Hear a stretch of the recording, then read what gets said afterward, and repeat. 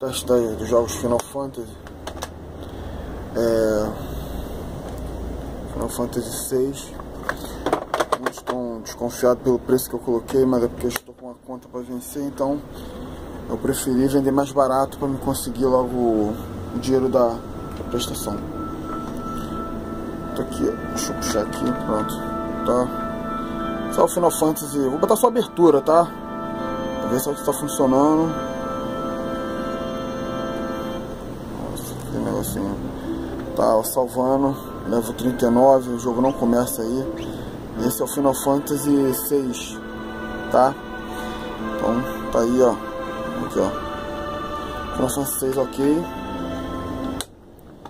Aqui, ó. Reservar aqui do lado. Deixa eu colocar aqui, ó. Essa já foi testada. Final Fantasy V, essa tem duas. Aqui, ó. Só aguardar aqui. Final Fantasy V. Também salvando, tá? Vou clicar logo aqui pra gente começar.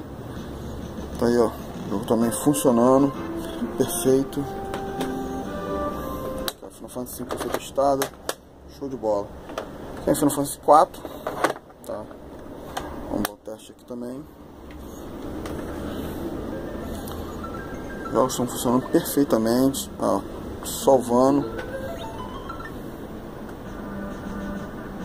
Não posso falar se é o começo ou não, porque eu não joguei esse jogo. Mas aí, tá funcionando. Final Fantasy IV.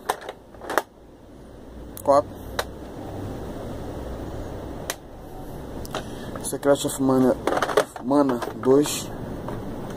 Essa também tem duas, quer dizer. Funcionando também. Aqui, ó, salvando. Aí, ó, o jogo funcionando. Vou tirar aqui, ó. Vamos para Chrono Trigger, jogo que muita gente gosta. Tá aí, já clássico, já esse relógio. Ó, o jogo já tá salvo. Você pode apagar e começar de novo. Mas aqui, ó, quem já jogou sabe que o jogo não começa aqui, ó. Tá aqui. Tá funcionando também a Chrono. Aqui, ó, reservando aqui do lado, acho que já foram testadas. Outra Secret of Mana 2, como eu falei, tinha duas. E duas Final Fantasy V, então tem mais uma ali. Aí, também salvando, uma boa, tá vendo? Pode ver que as duas estão em lugares diferentes. E por fim a Final Fantasy V, mais uma. Original também funcionando.